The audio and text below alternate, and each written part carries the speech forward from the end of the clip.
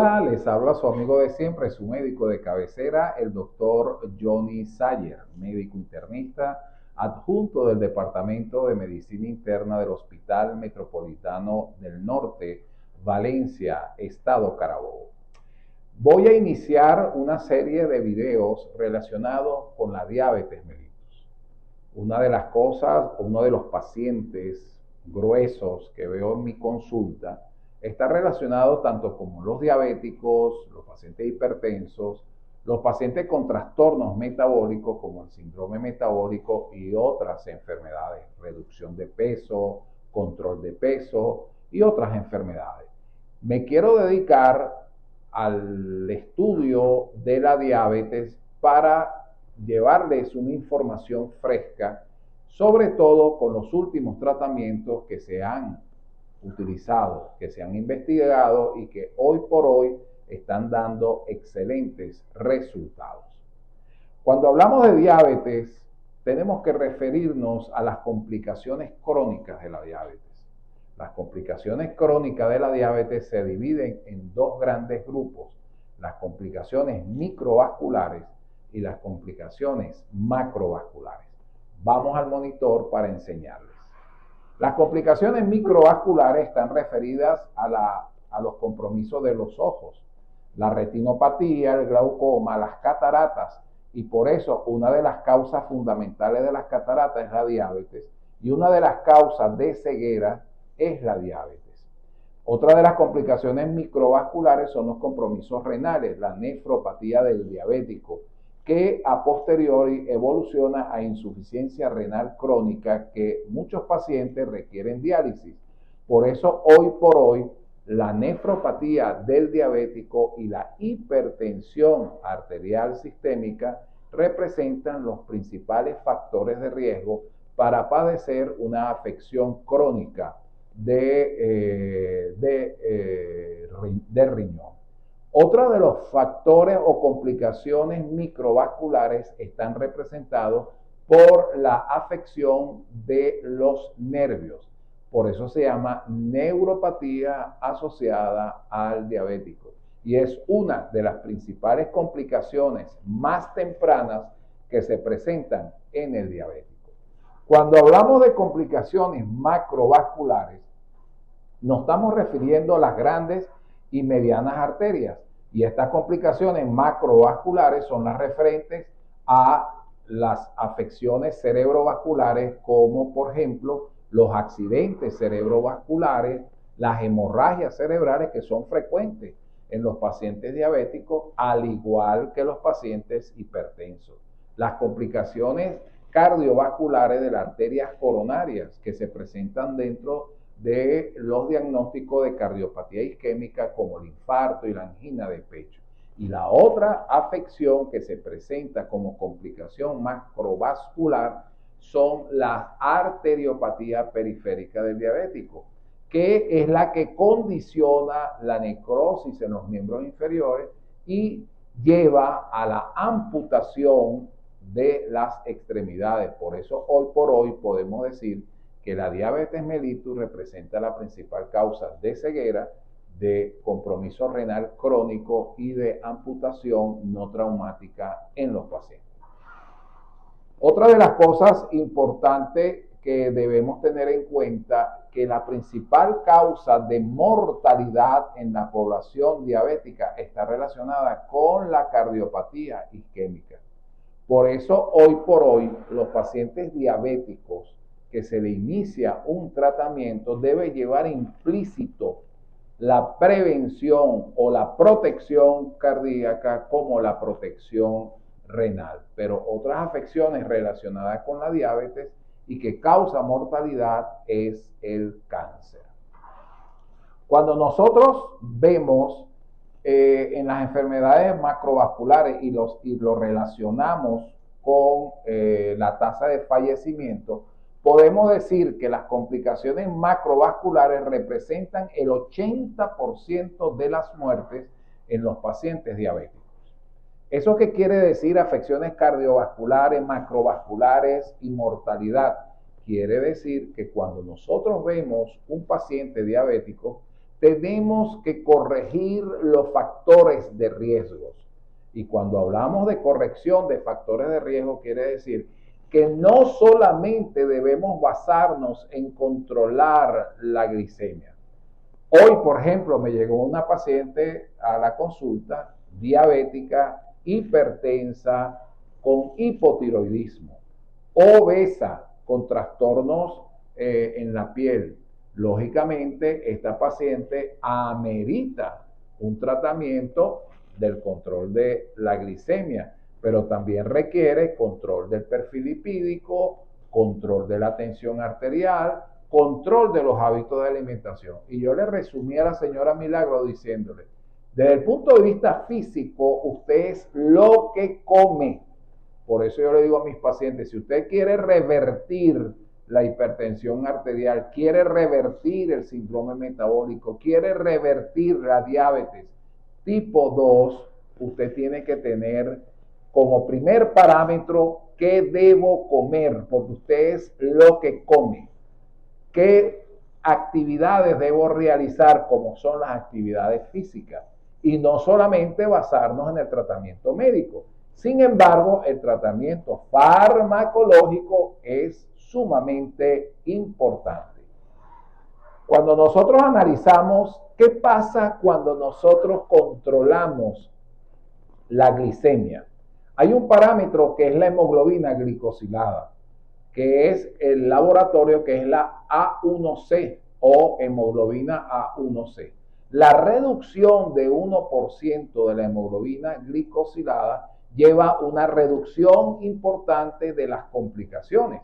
Por eso es que hay que hacer énfasis en bajar los niveles de glicemia y por ende no solamente de la hemoglobina en ayunas, de la glicemia en ayunas y la glicemia postprandial, sino también de la hemoglobina glicosilada que te mide el perfil metabólico de 3 meses en adelante.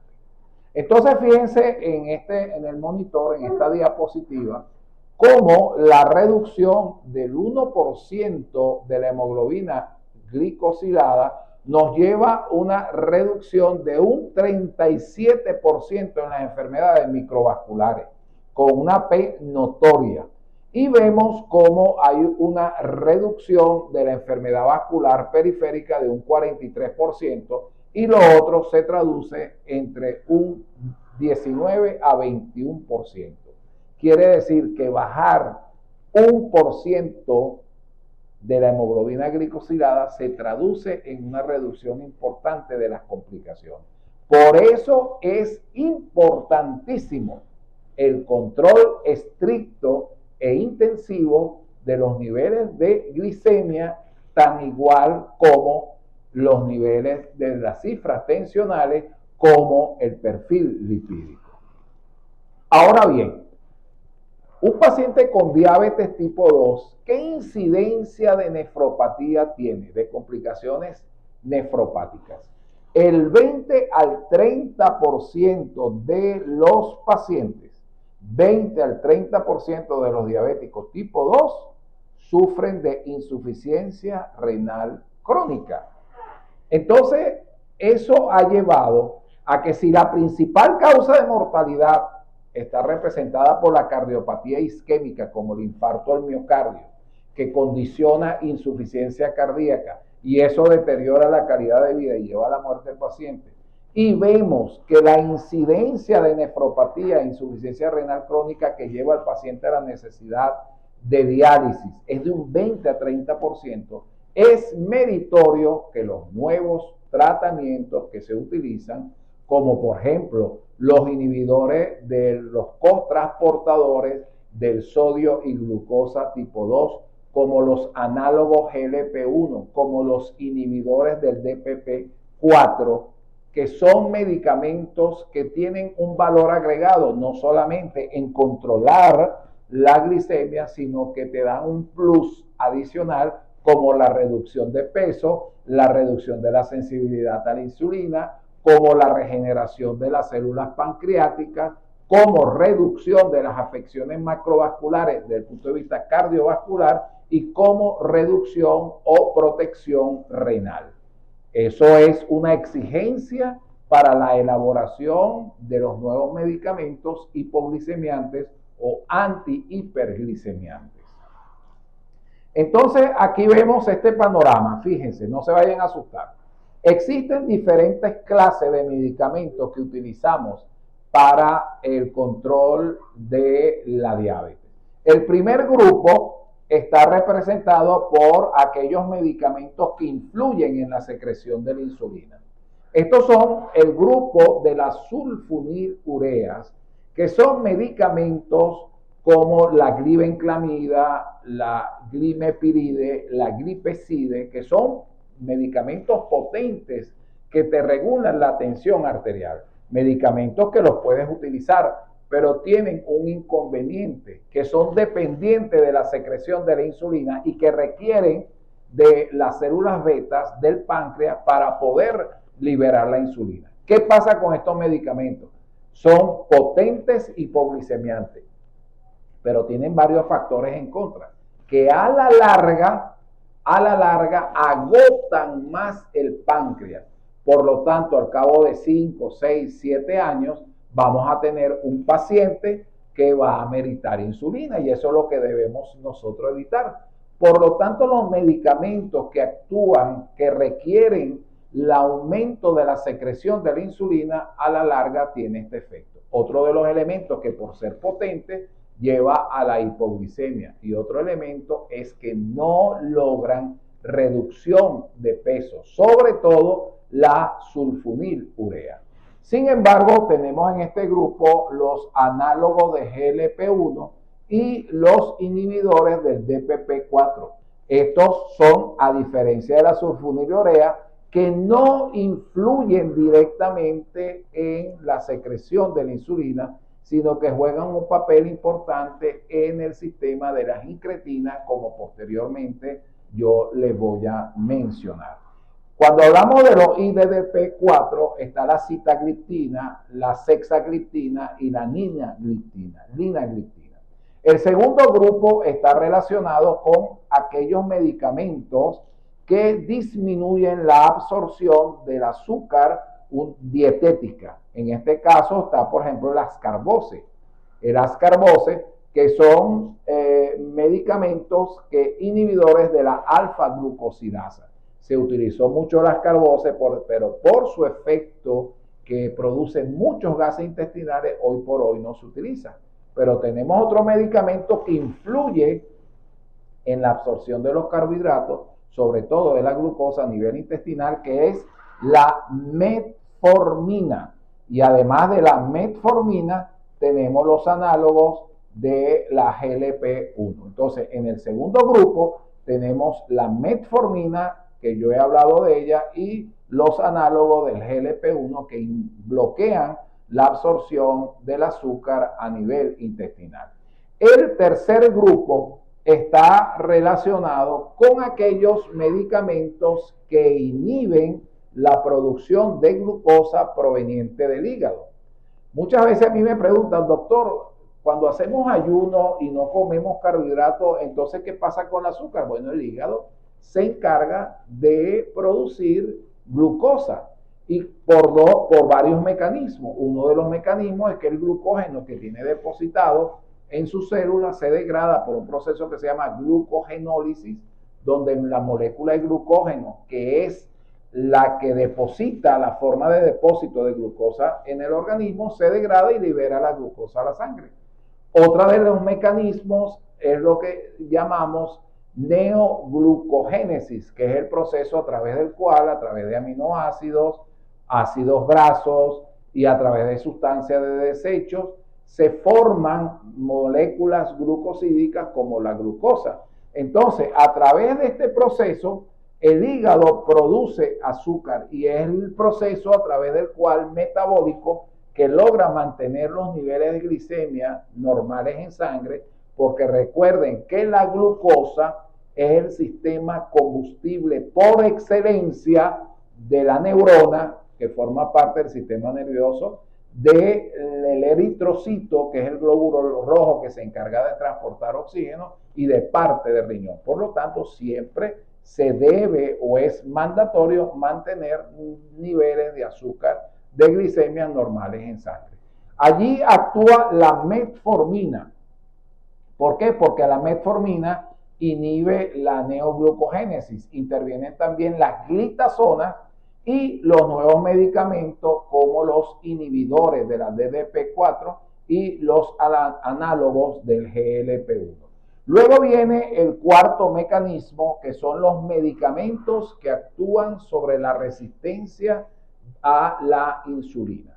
La diabetes en el estado prediabético, lo que prevalece en el mecanismo fisiopatológico es la resistencia a la acción de la insulina. Quiere decir que hay insulina, pero que no trabaja correctamente en los tejidos periféricos, facilitando la absorción de la glucosa. En este caso, como el tejido adiposo y el tejido muscular. Pues hay medicamentos como las glitazonas, ¿ok? Y las metforminas que favorece la acción o aumenta la sensibilidad de la resistencia a la insulina, la sensibilidad. Y el quinto grupo de medicamentos está representado por aquellos que favorecen, y esto es innovador, aquellos medicamentos que favorecen la eliminación de glucosa por el riñón. Estos medicamentos que favorecen la eliminación de glucosa por el riñón no requieren la acción de la insulina y se ha visto que son uno de los medicamentos novedosos con mejor efecto de protección cardiovascular y renal. Hoy por hoy los resultados son excelentes y dentro de este grupo están las semaglutide, está la canaglifosina, la dapaglifosina y la empaglifosina.